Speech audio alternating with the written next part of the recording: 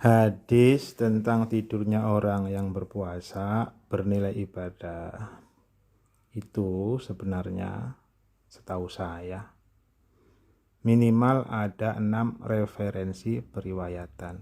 Ini minimal ya. Jadi bisa lebih dari 6. Karena sesuatu yang tidak diketahui itu tidak berarti tidak ada, apalagi saya cuma orang awam yang tidak mengerti perihal hadis. Referensi periwayatan itu pertama bisa ditemukan dalam kitab Tartibul Amali Al-Khomisiyah karya As-Sajari Al-Jurjani yang wafat pada tahun 449 Hijriah. Dalam riwayat ini, sanad setelah Rasulullah adalah sahabat Ali bin Abi Thalib karamallahu wajhah. Referensi periwayatan kedua adalah kitab Tarikh Dariyah karya Abdul Jabbar Al-Khulani yang lebih tua dari Al-Jurjani tadi. Abdul Jabbar Al-Khulani ini wafat pada tahun 370 Hijriah. Nah, dalam kitab ini hadis tentang tidurnya orang puasa tadi mauquf ya, artinya mauquf, tidak marfu, tidak sambung, tidak sampai pada Nabi. Mauquf pada Abu Muslim Al-Khulani.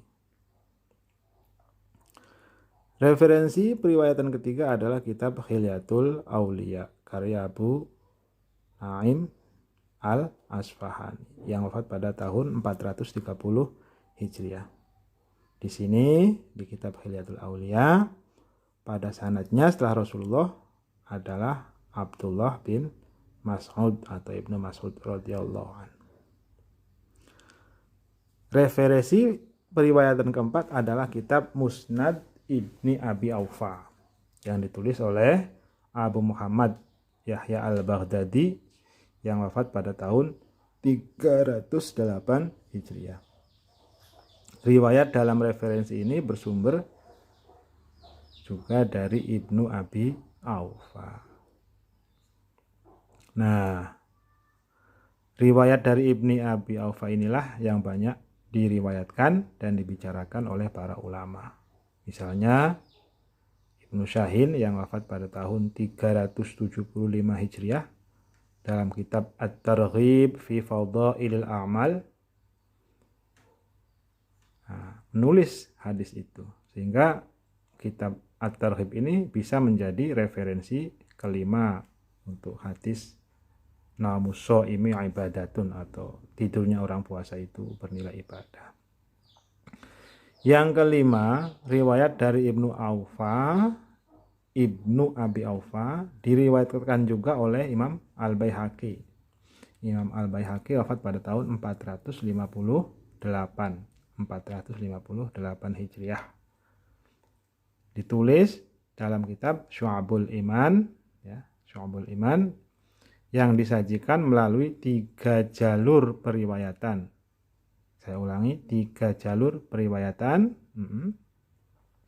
ditulis oleh Imam Al-Baihaqi dalam kitab Syu'abul Iman. Semuanya dari Abdullah bin Abi Aufa. Dan salah satu dari 3 jalur periwayatan yang ditulis oleh Imam Al-Baihaqi inilah yang kemudian dinukil oleh Imam As-Suyuti dalam Jam'ul Jawami atau Al-Jami'ul Kabir dan dalam Al-Jami'ul Shaghir yang kemudian banyak diberi penjelasan atau syarah oleh ulama-ulama sesudahnya. Misalnya Muhammad bin Ismail As-Sun'ani ya, orang San'a yang menulis 2 kitab syarah Jami'ul Shaghir. Pertama berjudul At-Tanwir dan yang kedua berjudul As-Sirajul Munir. Selain Muhammad bin Ismail As-Sun'ani, ada juga dari Mesir namanya Abdur Rauf Al-Munawi Al-Qahiri yang wafat pada tahun 1031 Hijriah. Beliau juga menulis penjelasan atau syarah Al-Jami'us Shaghir karya Imam As-Suyuti tersebut dalam kitab yang berjudul Fathul Qadir. Nah, Data-data tersebut di atas hanyalah data-data mentah yang tentu masih sangat perlu dikaji ulang, diteliti secara detail, secara holistik ya, menyeluruh, baik pribadi masing-masing perawinya ataupun hal-hal lain yang terkait dengan sanad dan matanya. Karena itu, jika merupakan suatu kesimpulan yang terlalu cepat dan terburu-buru, jika misalnya kita mengatakan bahwa hadis naumus shaimi ibadatun atau hadis tentang tidurnya orang yang berpuasa itu bernilai ibadah adalah hadis maudhu atau palsu. Apalagi jika kita mengatakan bahwa hadis tersebut adalah maudhu sanadnya gitu ya. Karena di dalam ilmu mustalah hadis atau ulumul hadis atau ilmu diratul hadis itu nggak dikenal istilah sanad maudhu itu ya, khususnya dalam ilmu rijal hadis dan seterusnya itu nggak ada istilah sanad kok maudhu itu ya. Semoga saja Allah Subhanahu wa Ta'ala senantiasa menganugerahkan rahmatnya kepada kita semua, sehingga kita bisa berhati-hati dalam bersikap, khususnya sikap kita kepada hadis-hadis Rasulullah Muhammad Shallallahu Alaihi Wasallam, sehingga kita tidak termasuk dalam kriteria orang-orang yang disebut oleh Rasulullah Muhammad Shallallahu Alaihi Wasallam dalam salah satu hadisnya, man kadzaba alayya falyatabawa maq'adahu minan nar, riwayat Imam Al-Bukhari, yang artinya orang yang berbohong padaku hendaklah bersiap-siap mengambil tempat duduknya di neraka.